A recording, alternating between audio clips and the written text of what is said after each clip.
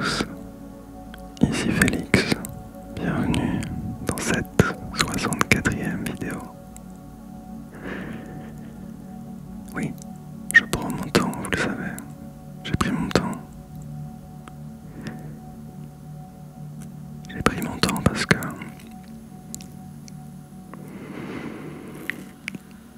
c'est dur d'avoir l'esprit clair, c'est dur et c'est rare. Et je vais même vous dire aujourd'hui, je suis assez fatigué, et j'ai même un coup de mou. Mais je sais pas pourquoi, j'ai quand même eu envie de faire cette vidéo que je procrastine et que je reporte en permanence.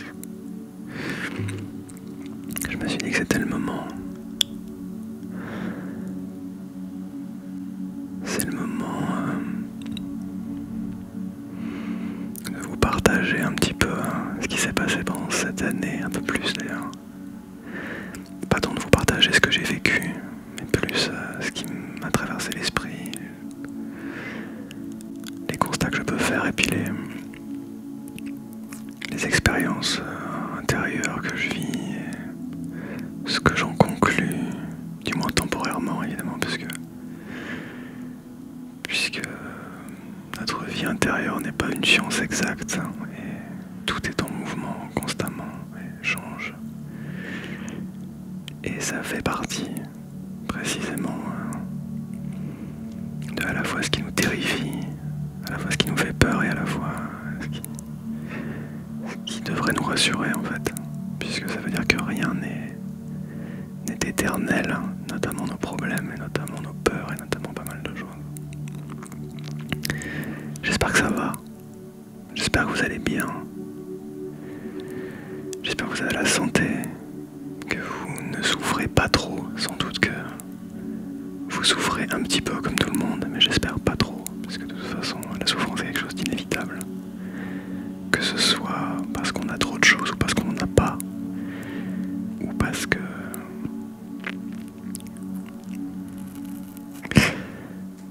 il y a mille et une raisons de souffrir. Et la vie, ça consiste à avancer quand même malgré ses souffrances, même si c'est très dur. C'est très dur, mais c'est la seule chose à faire. C'est la chose la plus intelligente à faire.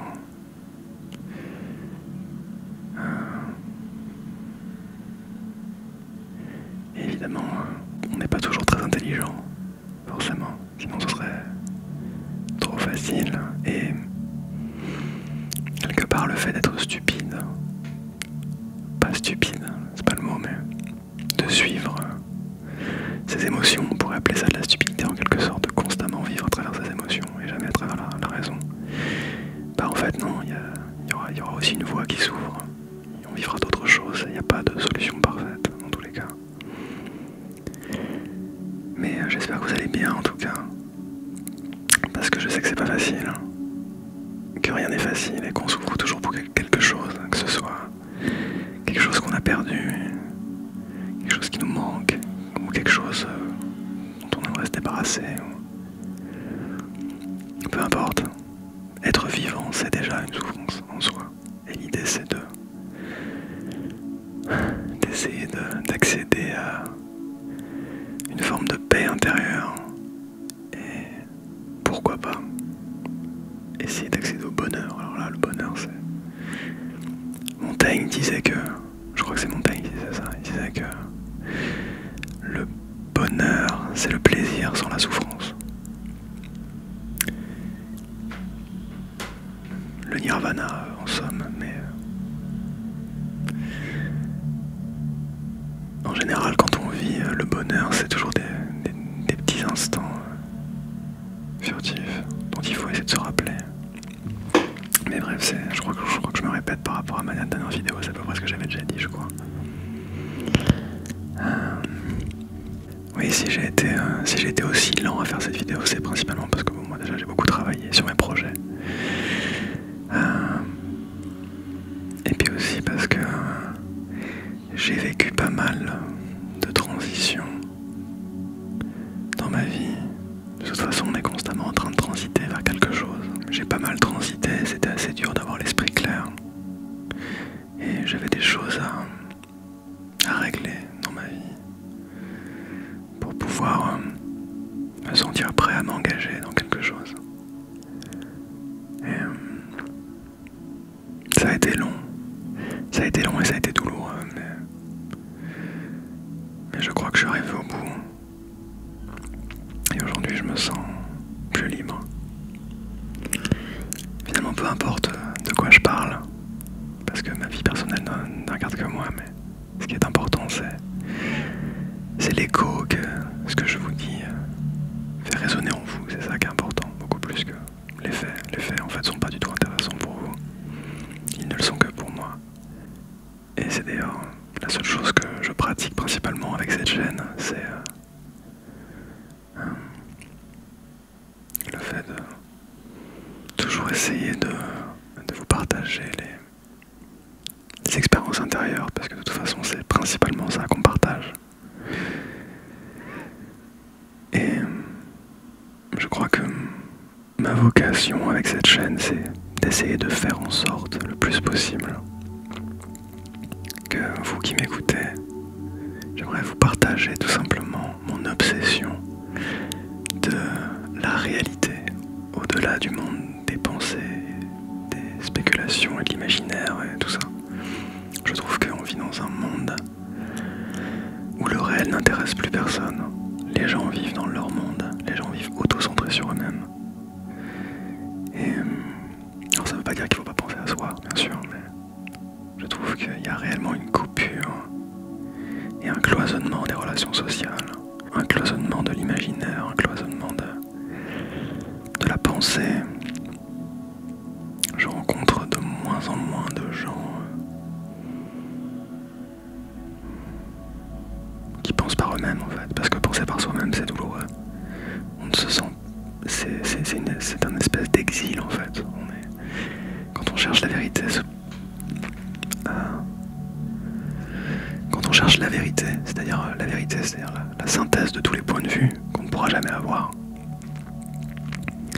et bien forcément on est dans un espèce d'exil parce qu'on ne prend aucun parti, on essaye simplement de rester neutre et dans l'acceptation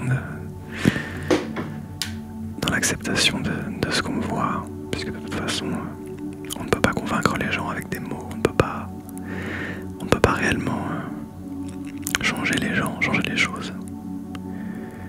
On peut influer par contre. Ça, influer, tout le monde a le pouvoir d'influer. Et je pense que c'est un pouvoir qu'il faut pratiquer si on est convaincu de la justesse de nos valeurs et de nos pensées. Évidemment, la justesse, ça veut pas dire la certitude. Le doute n'est pas du tout quelque chose de cancérogène à la base. À la base, le doute est quelque chose d'extrêmement sain. Le fait de douter, de remettre les choses en question, le problème c'est que on ne remet que trop rarement en question nos propres schémas de pensée. Et on vit dans l'imaginaire puisque l'esprit a horreur du vide. L'esprit ne supporte pas le vide. Et donc, quand il y a une zone inconnue, que ce soit le futur, que ce soit n'importe quoi, quelque chose qui est loin de nous et qui n'est pas à notre portée, on ne pourra pas s'empêcher en fait de combler ce vide, cet inconnu. Cet inconnu, on ne pourra pas s'empêcher de le combler par de l'imaginaire.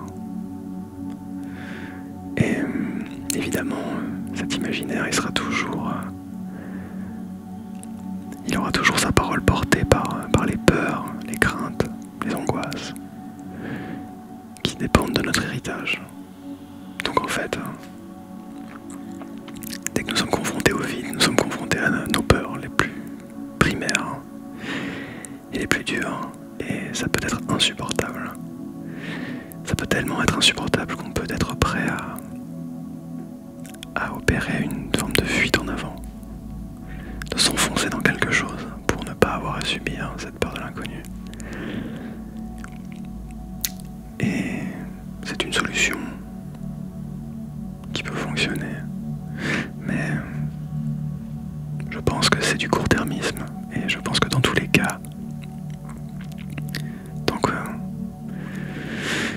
qu'une peur de toute façon, ça fonctionne toujours de la même façon. Si on l'ignore, elle reviendra plus forte et plus bavarde plus tard. Ça marche comme ça. Et ça marche pour toutes les émotions, pour la tristesse, pour plein de choses. Ça marche surtout pour les émotions négatives, bizarrement. Les émotions positives en général, quand on les ignore, juste on les perd. Quand on se refuse d'être heureux, on n'est pas heureux plus tard. Mais quand on refuse d'être heureux sur le moment en se disant qu'on sera heureux plus tard, bah non, on n'est pas heureux plus tard en fait. Ça marche pas comme ça. Par contre avec la peur, la tristesse et tous les trucs nuls, ça marche. Ça marche et ça revient assez violemment. Mais oui, la réalité n'intéresse personne et ne nous intéresse qu'à moitié puisque c'est très dur d'adopter un point de vue contemplatif. Dans le livre Dune, il y a une phrase qui dit « On ne peut comprendre un processus en l'interrompant ». Et il faut bien se rendre compte que dès l'instant où on met une pensée sur un vide ou quelque chose d'inconnu dans notre vie, on interrompt notre processus d'observation et on ne peut pas comprendre cette chose. Et on ne pourra jamais la comprendre si on ne fait que l'interrompre.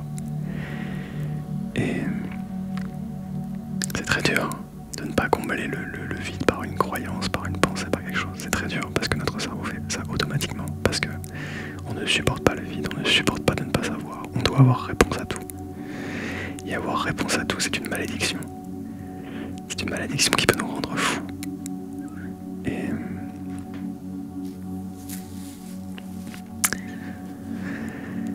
Et il faut s'en prémunir, il faut faire très attention à ce qu'on croit, à ce qu'on pense, et il faut chercher à se confronter à l'océan infini du réel, qui est composé de gens comme vous et moi, bien intentionnés, 99% des cas.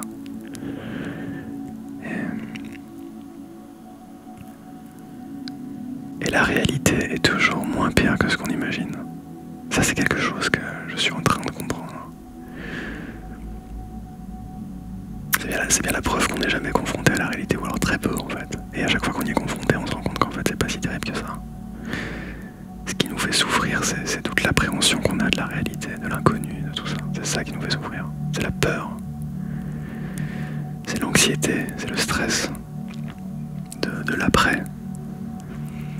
Alors qu'en réalité, dans les trois quarts des cas, on rebondit constamment.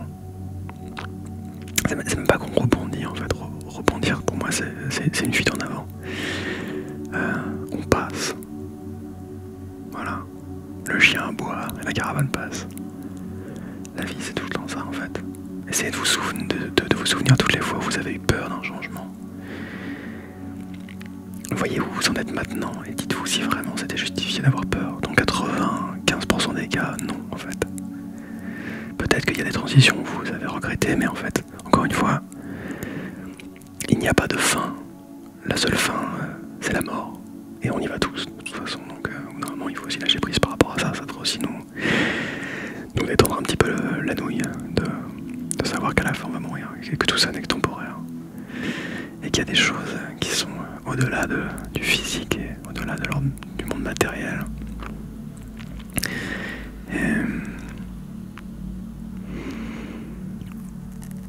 Et ouais, je pense qu'on devrait tous essayer de revenir à une forme de réalité.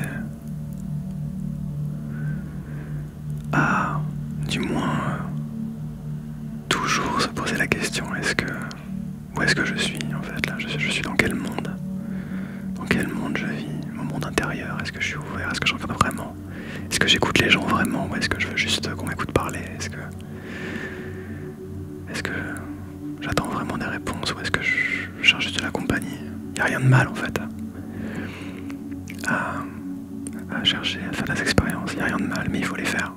Il faut se faire un peu violence et il faut sortir. Il faut pas rester enfermé dans son système de croyance et il faut essayer de tromper son héritage. Toujours. Parce que notre héritage c'est à la fois ce qui nous fait et à la fois ce qui nous emprisonne. Et notre héritage n'est pas le monde. Notre héritage ne nous regarde que nous. Et il est de notre responsabilité d'essayer de tromper notre héritage pour pouvoir mieux le partager, mieux le dompter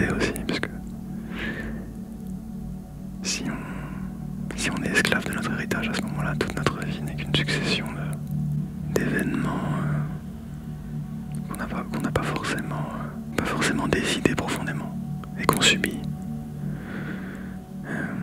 Et je sais que c'est difficile. De toute façon, être vivant, c'est quelque chose de difficile. Gérer la perte, le manque, la peur, l'anxiété, tout ça, c'est des choses qu'on vit tous. Et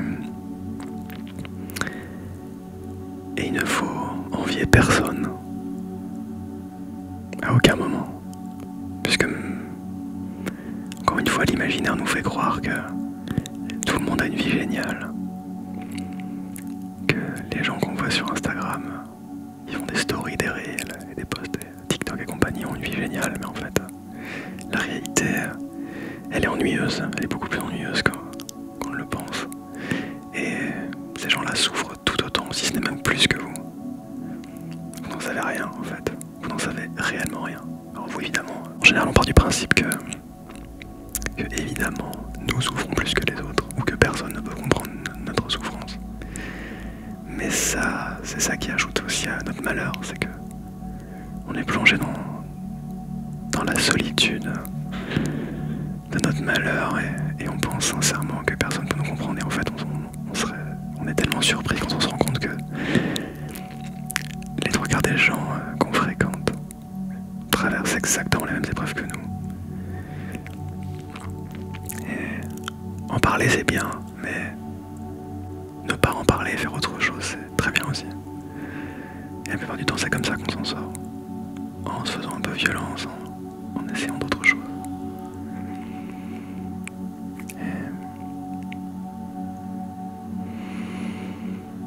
Et de toute façon, tout est cyclique. Il ne faut pas s'en faire. Si vous traversez une période de douleur, même si elle dure depuis des années, dites-vous que vous êtes dans un état transitoire, parce que c'est ça la réalité. Vous êtes dans un état transitoire et pour sortir de cet état transitoire, vous devez essayer de gérer votre peur de l'après. Votre peur de l'inconnu, en fait. Dites-vous que l'inconnu n'est pas méchant. L'inconnu, il est inconnu. Vous ne savez pas. Et c'est pas l'inconnu le problème, c'est ce que vous en faites. C'est ce qu'on en fait d'ailleurs, parce que je souffre tout autant de ça que vous. Et l'inconnu, il se présente tout le temps quand on change de travail, après une rupture amoureuse, après la mort de quelqu'un. C'est une étape qu'on... Et puis de toute façon, regardez votre vie il y a 2-3 ans, regardez votre vie maintenant, comment est-ce que vous auriez pu deviner en être soit toujours au même endroit ou soit avoir changé. En fait, vous n'en savez rien. Vous ne savez pas ce qui vous attend. On ne sait pas ce qui nous attend. On ne sait pas ce qui nous attend et on ne peut pas vivre dans l'inconnu. C'est pas possible. C'est pas une vision à long terme de vivre dans l'inconnu, puisque de toute façon les choses se passent maintenant. John Lennon disait que la réalité, c'est ce qui se passe à côté de nous pendant qu'on pense à autre chose. De toute façon, on en revient toujours au même concept du moment présent, tout ça. Mais au-delà de ça, il y a la quête de sens. Il y a la quête de sens. Est-ce que ce qu'on fait a un sens? En fait, je pense que dès l'instant où on a le sentiment d'apporter quelque chose à des gens qui sont proches de nous, notre vie, elle a déjà un sens. Et apporter des choses aux autres, c'est multifacette, ça peut se faire de plein de façons différentes, de plein de façons assez inattendues en fait. On se rend pas compte de l'influence qu'on a sur les autres, parce qu'on est tellement concentré à l'intérieur de nous, mais on se rend pas compte de l'influence qu'on a sur les autres. Et moi le premier, vous voyez là par exemple je enregistre une vidéo, mais je n'ai absolument aucune idée de l'influence que j'ai sur vous. Je lis vos commentaires qui me font très plaisir, mais en réalité, je n'ai aucune idée de l'influence réelle que j'ai sur vous, parce qu'en fait, elle vous appartient. De la même façon, quand je crée une musique et que les gens se font une expérience sur cette musique-là, c'est exactement la même chose. En fait, après, les gens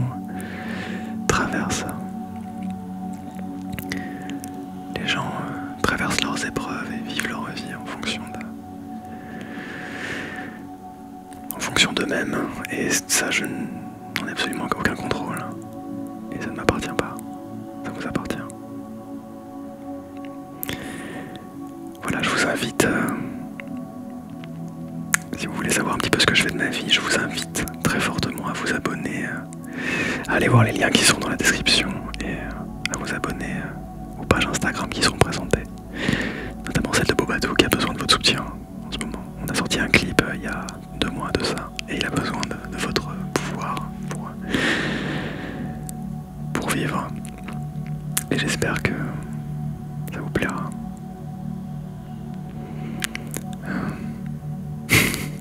C'est toujours difficile de vous dire au revoir parce que je ne sais pas dans combien de temps je vous reverrai. Je ne sais pas quand je vous reverrai. Quand j'en aurai envie, quand je sentirai que c'est le bon moment. Mais je sais pas quand je vous reverrai, donc c'est un peu dur de vous dire au revoir maintenant.